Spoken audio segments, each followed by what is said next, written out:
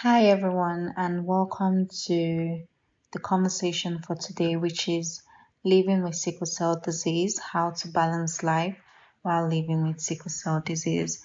This is a re recorded version of the original conversation that was had yesterday.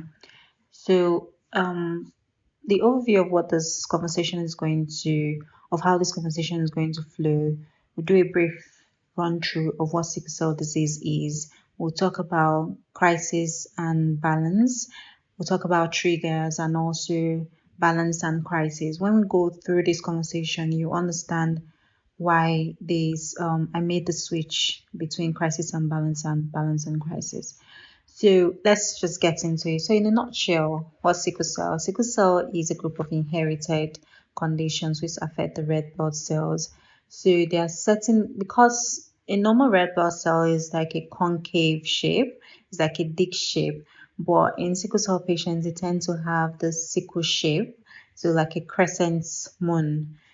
So what happens is that those cells, those sickle red blood cells, are sticky. They tend to stick together. So in certain conditions that the body will be exposed to, it causes the cell to sickle. And when the cell sickles, they start sticking together and then they end up blocking the blood vessels and pretty much anywhere in the body. And that's what leads to the painful crisis that sickle cell patients experience. So, in order for us to, as a sickle cell patient, in order for you to live a life with balance, the major thing for you to do is to avoid crisis. Limiting the number of crises that you have in a given period in a year, limiting number of crises, especially those major ones that send you to the hospital where you have to get admitted, where you have to have the drip, the medications, and all of that. Limiting those ones will help you in life moving forward to create a balance and to achieve that balance.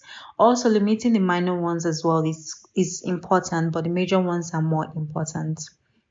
So, how can you limit your crisis? Because, speaking from experience, I can understand like sometimes you feel like you've done everything, you've drank water, you've taken your medication, you didn't stress out, you did all of those things, but yet crisis still happen. And sometimes those things happen, but the majority of crisis, of the sickle cell crisis that sickle cell patients experience, is because of triggers and things that you were supposed to do but didn't do, and just triggers in general.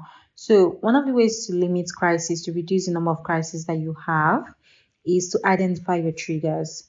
Most people don't know their triggers. Most sickle cell patients don't know their triggers. They just go with what the doctor has told them. Okay, do not drink cold water, do not take cold things, do not stress yourself, do not do this, do not do that. I mean, those things are true, but we are all different as individuals. We have our own unique difference, which we have our own difference, which makes us unique. And then, so in as much as you pay attention to what the doctor has said, which is very important, you need to also find out what it is that affects you. So you need to find out what your specific triggers are, because there are sickle cell patients that they can swim and nothing happens to them. There are sickle cell patients that can't swim. There are sickle cell patients that they can swim for 15 minutes and that's their limit. There's some that can swim for 30 minutes. So everyone is different. In as much as, okay, you have this disease, there's the books, there's, your doctor, everybody's telling you this are what you're supposed to do, but you need to find out specifically what works for you as an individual, what is specific to you. So you need to find out your trigger. Find out your trigger is very important in helping to limit the number of crises that you have. So how can you find out your trigger? Some ways to identify your trigger is to keep a trigger diary. And this can sound so simple, at the same time can somehow sound so stressful, because when you're in a crisis, you're not really thinking about oh, I want to write down what might have caused this crisis. No, that's not what you're thinking about. But keeping a trigger diary is very useful to identifying your trigger. And when you're keeping a trigger diary, something that you need to do is honest recall of events. You have to be honest about it, because sometimes you fall sick and then you like to tell yourself that, oh, I drank water, oh, I took my medication, I took my folic acid, but did you really drink enough? So that's what I mean by honest recall. And I really stretch on the word honest because you need to be honest about the events that happened leading up to this crisis. You need to be honest about it. And when you're honest about it, then you can put down in your diary what you feel might have caused it. Okay, for instance, now you had a stressful week. And maybe because the week was stressful, you were not able to. Usually, you would take maybe 3.5 liters of water, 4 liters of water. But because of how stressful the week was, throughout the week, you took maybe 3 liters, 2.5 liters of water. And because of the extra stress that your body is going through or your body went through during that week, you actually need more than you would on a normal day, on a normal stressless day. You will need more, but now you have taken less. So when you're recalling events like that, you need to actually be honest about, okay, how much did I take this week? Did I eat enough this week? Did I miss my medication? Did I overwork myself? So that's what I mean by honest recall. You need to be honest about what you did and what you did not do. So this will help you to keep track of the events that have happened, and you can make a trigger diary which will help you to identify your trigger, because identifying your trigger, it is very important in limiting the number of crises that you have. Very, very important. Now, after identifying your trigger, what comes next? After identifying your trigger, you need to make the sacrifice. It's not just about knowing what you're supposed to do. After knowing what you're supposed to do, you need to make that sacrifice. You need to put in the work. If you've identified that, okay, if I go through this week and maybe I don't sleep enough, if I have 4 hours of sleep, then I tend to have a crisis after a period of time. Then you need to put in the work in getting more sleep. If I drink cold water, I tend to have a crisis. Then you need to not drink cold water, no matter how much you like it, because some people can't drink water if it's not cold. But you need to make that sacrifice for yourself, for your health. And then you need to know your body. Knowing your body is very important. You need to listen to your body. Listen to what your body is telling you. When your body tells you, I cannot take the next step, you have to listen. When your body tells you to slow down, when your body tells you to sleep, when your body tells you to take more water, to do more, then you need to listen. You need to listen to your body, because there are two parts to this. There's knowing your body and then there's listening to your body. You need to know your body and you need to listen to your body, because it's one thing to say, oh yeah, when I do this, I fall sick. And then it's another thing to actually not do those things. Because sometimes you're like, oh yeah, what's the worst that's going to happen? But having a crisis, the increased number of crises that you have, the more your life becomes unbalanced, and that poses a lot of stress on your life. So you need to limit the number of crises that you have in order to obtain balance in life. And then do the basic. Do the basic. Do what is in the textbook. Do what your doctor is telling you. The basics are what? Take your medication, drink water, avoid stress, regular checkup. Regular checkup is very important. You need to go for your doctor's appointment. If you do not have a physician, if you do not have a hematologist, you need to get one. You need a doctor that is following the progress. You need a doctor that is following your health. You need to go for a regular checkup. Check your eyes. Some sickle cell patients don't even realize that sickle cell affects the eyes, and then one day you wake up and you can't see from your left eye and you're like, boy, I've been fine. Yes, you've been fine, but there are a lot of things that are going on that you cannot see. So that's why you need to get this regular checkup, because most of all these things that are complications from the disease can be avoided and can be managed effectively if you catch them early. And that's why regular checkup is very important. So you need to do that. You need to put in the work and be intentional. Be intentional about your health. Be deliberate about your health. Know your health. Ask questions. Ask questions. Don't just, take what someone is giving you. Ask questions. Okay, why do I need to do this? Especially when you're in the hospital, when you're sick, and then you are there, and I know, when you're sick and when you're in crisis, you just want to get better. So you're not really in the mood to ask a lot of questions. But it's very important to ask questions. Know what you're being given. Know what not be intentional about your health, and then find what works for you. Very, very important for you to find the specifics that works for you, because we are all uniquely different. So find what works for you. Now, as much as crisis can disrupt your balance, not having a balance can be chaotic and then lead to a crisis. So it's like a circle, really. So crisis can, lead to an imbalance in life, and then not having that balance can lead to a crisis. So that's why balance is very important, because one affects the other.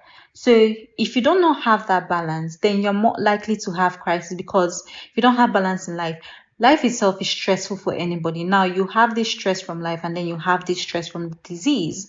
So if you do not have that balance in life, then you're stressed out, and then stress it's like a very, very common trigger for a lot of sickle cell patients. So if you have that, and then you're stressed out, and then you're in crisis, and then if you have this crisis, you have this period where, oh, you have to recover, or you have to do this, and then you're missing out on school, you're missing out on work, you're missing out on social life, you're missing out just on life. So that's why you need to find balance, and then reduce your crisis, and then find back. So it's just like a continuous circle, because they all affect themselves, and any part of it that is not attended to leads to the other part being down. So that's just a way to think about it. So when we talk about balance in life, I personally like to divide it into three components in a way to achieve this whole rounded balance in life. And this is something that works not just for sickle cell patients. Honestly, it works for everyone. If you put this into your practice in life, you actually see the changes. It works for everybody, but it's just really important for sickle cell patients to pay attention to this, just because if we don't pay attention to that, then it's like, oh, we have to pay the price, and the price being crisis. You understand? So you have to achieve this balance, like it's very important. So what are the three components? So the three components I like to make is like the mental component. So what's in your mental component? Your mental component is your mind. Anything that affects your mind,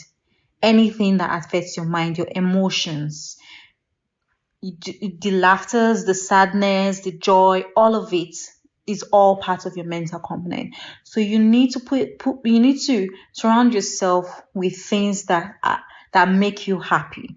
You need to surround yourself with things that keep your mind sane, that keeps your mind healthy. In your mental component, you also have this personal aspect of it. Now, what I like to put in the personal aspect is like recovery and drive. So what is recovery? Recovery is like, you have a crisis, because I have this saying that I don't know who can relate to it, but I have this saying is like, after the pain comes the pain. And pretty much what that means is that you have a crisis, you're in pain, and then you have the drips, you have the medications, you have all of those things that you do while you're in pain, just to make sure that you're feeling better. And then that can last for what, maybe a couple days, a week, 2 weeks, depending on what type of crisis it is. And then you get discharged from the hospital and you're fit to go home. Now, even though the physical pain stops, there is this mental pain, which is the next pain that comes up. So it's your own personal recovery. So you might have recovered fully physically, but mentally you're still undergoing this recovery. You need that period it takes for you to bounce back to what you were before the crisis is what I call the recovery. And that occupies a space in your mental component. So that's why reducing your crisis helps to reduce those things that sort of like disrupt your balance, disrupt your mental component. Now, you have your drive as well. Your drive is in your mental component. So the things that you love to do, the things that you push yourself to do, what drives you, what you're passionate about, and just things like that, part of your mental component. Now, acceptance is part of your mental component. So a lot of sickle cell patients have been in a position where I've been able to talk to a number of sickle cell patients, and a lot of people, struggle with acceptance. Me personally, I went through that phase where, I had to, go through this whole phase of things and emotions and periods, and then now getting to this point where I'm actually able to sit down and have a conversation about sickle cell and not feel, oh, I'm icked out or cringy or things like that. So I used to be in a phase where I didn't want to associate myself with anything sickle cell. I didn't want to talk about it. I didn't want to talk to people who had sickle cell. Like, I just didn't want to acknowledge the existence. So in order for you to have this balance mentally, you need to get to that point of acceptance. And acceptance takes time for a lot of people. Get to that point of acceptance. And it's not like I'm trying to say, oh, you need to get to that point where you're able to talk about sickle cell. That's not, you don't need to stand in front of people and have a conversation about sickle cell. You don't need to do that.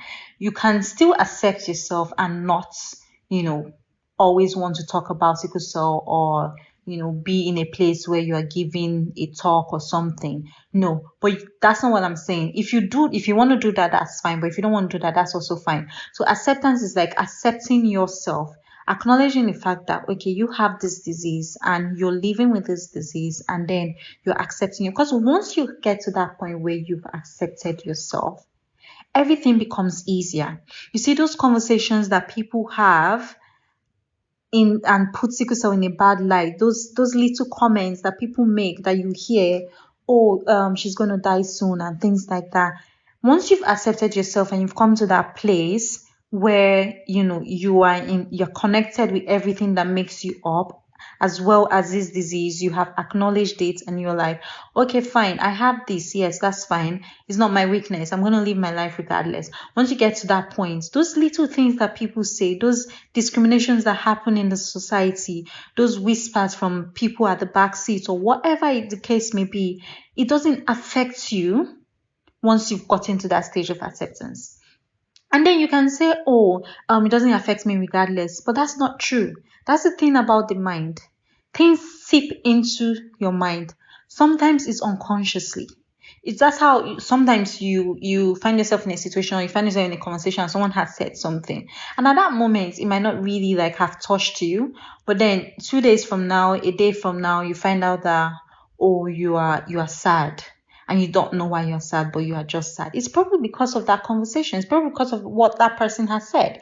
So once you get to that point of acceptance, the things that affect you from people's behavior, from how people have perceived this disease, from people's notion, they don't really affect you anymore, because you know who you are. You've acknowledged who you are, and you're like, this is not my weakness, this is my strength. And another thing in the mental component is your view, which goes hand in hand in acceptance, is that in life, certain things are all about perspective. It's all about how you look at things. It's all about how you perceive it.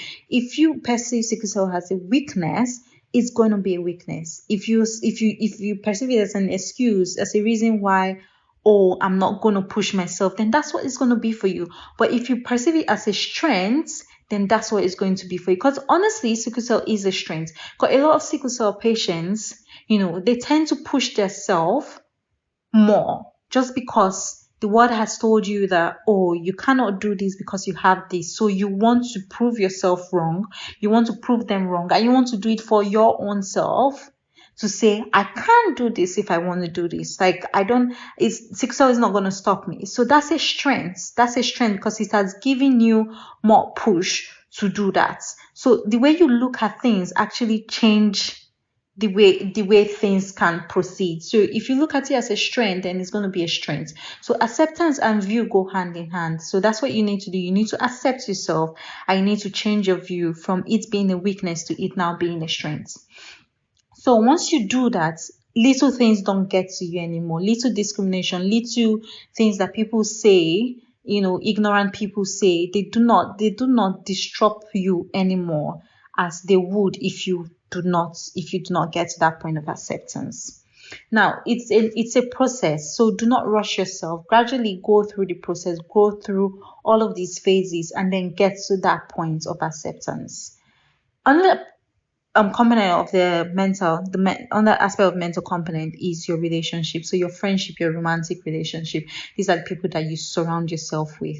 They can also be your support system as well. So you need to associate yourself with people that are intentional and deliberate about you, people that are positive in your life. You cannot associate with yourself with someone that is always thinking that you're going to die the next minute. You don't want to keep hearing that. You don't want to keep hearing, oh, if I touch you, you're going to die. Or if I do this, you're going to die. Oh, this and all that. You don't want to keep hearing. Those are not words that you should have around your circle. Those are not words that you should let seep into your mind. So the people that you associate yourself with, the friends, your romantic partner, whatever it is, you need to pick your circle. Be deliberate about picking your circle. Don't just be friends with people because someone else is friends with that person. You need to surround yourself with people that are deliberate and intentional about you, people that have an understanding of what you're going through and are able to be there for you and feed you with positivity, because that is what you need. And those people actually make up your support system. So the support system is also part of the mental component. And your support system are what your friends, your family, the people that you surround yourself with, and the people that know what you're going through and are able to be there for you. Now, we also have the support group in the mental component, and there are a lot of things that sickle cell patients go through that you cannot have a conversation with just anybody. Sometimes you actually need that familiarity of someone that is actually going through something like what you're going through to talk about things. Because there's something that you go through and then you're thinking to yourself, you're like, I must be a certain way for me to feel like this, for me to go through this. But no, your feelings are actually validated, and that's why support group is very important. Surround yourself with like people that you can speak to about the things that you cannot speak to your family members or your close friends, because sometimes it's not necessarily about you don't want to speak to them, but it's more about what you're feeling, how that is going to be hurtful to the person that loves you. So you're trying to sort of like save them from those emotions that you are going through, because a lot of times like you have parents blaming themselves, and then for instance, now your mom is blaming herself for, oh, if she had more knowledge, if she had more understanding of things back then maybe she won't have put you in this position. So she's already feeling that, and then you're not coming to tell her that, oh, I feel like this or I feel like that. So there's just a whole thing, and then sometimes when you think about it, you're like, I don't want to put that person through that. So you rather not just talk about it. But not talking about it actually creates an imbalance mentally. So you need to talk about it. Find a support group. If you don't want to be part of a support group, because I understand when sickle cell patients cannot be around other sickle cell patients, it's not a bad thing. Trust me, your feelings are validated. I've been through that phase. I did not want to come close to any sickle cell patient. I don't want to even talk to anybody with sickle cell, just because I did not, I just didn't want to. You understand? I just didn't want to be associated with that. So that's fine. If that's where you are, if that's what you're feeling, that's definitely fine. There's nothing wrong with you. Then get yourself a therapist. Get yourself a therapist. Therapy is very, very, very, very important. I cannot stress this enough. Get yourself a therapist. Talk to somebody. What therapy does is that it helps you to uncover certain things that you have gone through that have now affected the way that you are living your life and the way that you live your life. So you need to uncover those things, because sometimes you've had a lot of experiences. Like me in school, I've had certain experiences. I've had experiences with friends who have seen me a certain way, who have said things that were quite hurtful. And then because I had to experience that, then moving forward from that, going further from that, I tend to be more to myself, because I do not want someone to make me feel like, oh, I'm infectious, or I'm gonna drop dead the next second, or there's something wrong with me. But then once you do that, once what you've gone through now affects the way that you are, yes, you should learn from things that happened in the past, but you should not let it deprive you of what you can get from the future. What I mean by that is that, or if you've had experiences in the past where a friend has said something and then you've closed up yourself to having friends that are close to you, then you sort of like deprive yourself of a proper support system, of a support of people, because there are so many amazing people in this world. So you cannot let one bad experience with somebody cause you to lose out on that. So that's what I'm trying to say. So that's why you need to go to therapy, to uncover those emotions, to unlock those things that were said that you never addressed, that are now affecting the way that you are moving forward in life. So go to therapy, talk to somebody, open up to somebody, find someone that you feel safe talking to.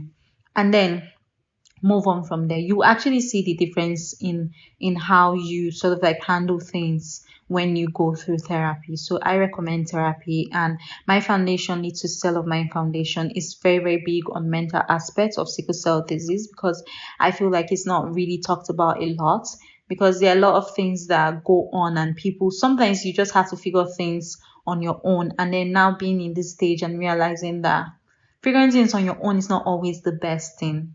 And that's why I have made that a very important aspect of my foundation, is providing mental health to sickle cell patients. So if and also their families as well, because sickle cell is a family affair. So if you feel like you need therapy, it's completely free. You can reach out to us. I'll put all the informations in the description of this audio recording.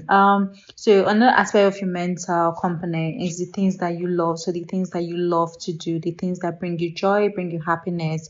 So in all of these things in the mental component, you need to find a balance, pick the right things, and then surround yourself with things and people that feeds your mind positively. That's what you need to do in your mental component. Now, on the component, one of the other components is the physical component. Physical component pretty much is just the things that you do. So work, school, exams, all of those things, the things that you do, exercise, everything. That's what your physical component. Everything that you do is what is under your physical components. Now, in your physical components, you need to pace yourself.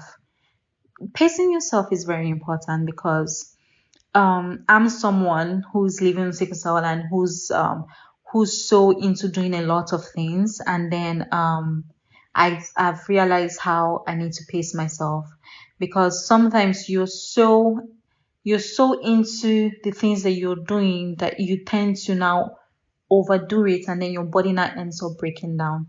And then when your body breaks down, it's like a whole process to now get to recovery and going through this whole unbalance and the things that we've talked about previously. Now, so for instance, now in school, your physical component, you have exams, you have obviously your social life as well, because it's part of your physical component. So now in school you have exams. You're someone that doesn't like to study till what, a day to the exam, or 2 days to the exam, or what, 3 days to the exam, and you want to do that. So you get to that point where the whole semester has gone, you have an exam, and then you didn't study throughout the whole semester, and then 3 days to the exam you want to do like 72 hours straight, and then read your book and then pass your exam. That is not healthy. It's not something that you should be doing. Like, in school, you need to actually, because there are lots of stress in school, a lot and lot and lots and lots and lots of stress in school. So you need to pace yourself. You need to balance yourself. You cannot put yourself in a position where you're studying for an exam, 3 days to it, and then you want to do 72 hours, 72 hours non-sleep to study for that exam. Other people can do it and get away with it. But you need to understand yourself that if you put yourself in that position, then that's an extra stress on your body. So you can even do it and get away with it, but it is not healthy. It is not what you should be doing. You might get away with it the first time, the second time, and then the next time, then that's it. Yeah, you have this whole full-blown crisis. So in the case of school, pace yourself in the way that you don't have to read 5 hours a day after every lecture. Just always make sure that you are caught up on the things that are going on. You can spend 1 hour going through your books, going through your lecture notes, just to be caught up on the things that have been talked about, so that once exam comes, you don't have that excessive stress on your body. Because now, if you do 24 hours, non-sleep to cram for an exam, you've now put more stress on your body, and you're not eating as much as you should, or you're not drinking as much water, because in those periods your body actually needs more than what your body usually survives on. So it's not advisable for you to put your body under immense stress. It is not advisable. Pace yourself. In your social life, pace yourself. In work, pace yourself. In exams, pace yourself. How do you pace yourself? Sometimes in work life, like me, I'm a doctor. I've worked 72 hours straight shifts before. So in those situations where you cannot, like, as an adult now, you're growing up, there's certain situations where you cannot say, oh yeah, I can't work this or I can't work that. Like you can't say that. You have to actually show up, so what do you do in those situations? You have to catch up on sleep. So those period where you have that off time, for instance, like the example I gave now, work, you've been stressed out this whole week because or you had a project or you had a deadline to meet, or someone like me that have worked 72 hours, from Friday night to Monday morning. I have worked, and then I've worked that period of time, so I need my sleep. So the time that I have off, maybe I have that Monday off, I need to sleep. It's not the time for me to now say, oh, I want to attend someone's party. No. Catch up on your sleep. Your body has gone, you have put this immense amount of stress on your body, and now you need to give it time to relax. Because if you don't do that, if you use the time that you have to relax to go for a party or go and see a friend, or go shopping or whatever it is, then that is more stress you're putting on your body. You've not given your body that time to relax, that time to refuel, that time to get itself back. So now you're working on almost an empty tank because you've decided that, oh, I'm going to go for this party or whatever. No, you can't do that. You have to take that time out to relax. So that's how your body gets back to the point where it can function even after being in like a stressful situation. So you need to understand those things. You need to understand how to pace yourself. You need to understand, very important, to say no and to cancel on people. Very important. Like you have to know how to cancel and listen to your body. Once your body is telling you to stay at home, please pick up your phone, send a nice respectful text message and say you cannot make it. Like you cannot put yourself in a position where you know you shouldn't do something, but because you do not want to disappoint someone, so you're going to show up anyways. No, because at the end of the day now you're going to get sick, and then who's going to go through that whole recovery period? It's you. Even if you have people surrounding you in the hospital, you have people that are, coming to give you food or whatever it is, just making you feel more comfortable in the hospital, you're still the one going through the pain. You're still the one having to miss out on whatever it is that is going on in life while you're in the hospital. So learn to cancel respectfully. Learn to say no. Learn to say no. And then give your body the time it needs to rest. Know when you are overdoing it and slow down. Exercise is very important, but do not over exercise, and that's why knowing your body is very important. Know when you are done for the day. Don't go and say you want to over exercise, and then you're exercising 1 hour when you know that, oh, it's only 15 minutes you can take. Exercise is very important because it helps to give this sort of like balance mentally. If it could be yoga you're doing, it could be meditation or whatever. Exercise actually even creates a balance in your mental component, not even just your physical. So you need to do that. You need to exercise, but do not exercise more than what you can do. And then know the things that you put into your body, the things that you eat. That's nutrition. Know the things that you eat, the things that you take, the things that you snack on. Be deliberate about all of these things, and then your physical components will actually be in a state of complete balance. Now, the last component of it, the third one, is the spiritual component. I really like the spiritual component because I believe that the spiritual component is sort of like a hold on us. The spiritual component is like a hold on us. So it's like a tree. The spiritual component is like, it's like the roof, and then you have the physical and mental component branching out of that. So that's what the spiritual component is. You need that hold. For me, the spiritual component for me is faith, is God, is my beliefs, is dwelling on God's word, and knowing that, okay, he has a purpose for me, he has a plan for me. There's nothing that happens that he doesn't know of. That's what my spiritual component comprises of. Your spiritual component can be anything to you. For some people, it's nature. It's whatever gives you that hold. It's whatever gives you that sort of like comfort. It's whatever sort of like feels home. It's like home. It's like when you travel for a couple days, or not even traveling now. Like when you're stressed out at work, that whole feeling of you get to go home. I get to lie down on my bed and I get to actually relax and be like, hmm. You know that feeling? That's what the spiritual component is. It is that hold, it is that home, it is that place that you can always run back to when you cannot go anywhere else. That's what the spiritual component is. So you need to find out what that is for you. If it's faith, if it's God, then put in the work in strengthening your spiritual components, because you need to come. It's like I said, like home. You need to keep your home clean. You can't. It's like after coming from a stressful day at work and then you come and meet a messy house. It's not. You don't feel comfortable. You understand? So you need to put the work into your spiritual components. If it's your faith, you need to put the work into your faith. You need to put the work into dwelling in God's word. You need to do that to give you that hold, to give you that balance.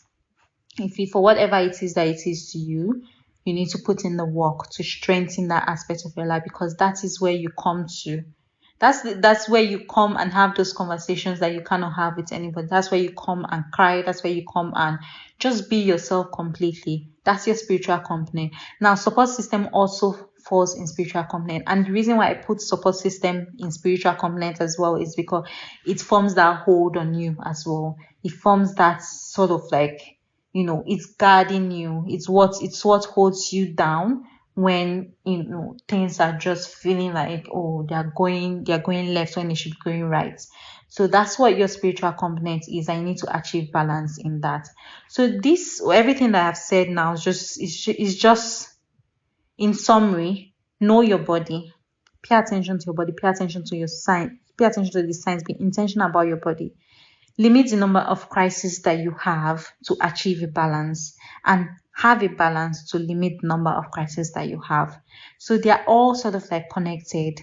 So these are things that you need to pay attention to, be deliberate, pay attention to your body, do what you're supposed to do, and be honest. Surround yourself with people and places that feed you positivity and keeps you in a calm state.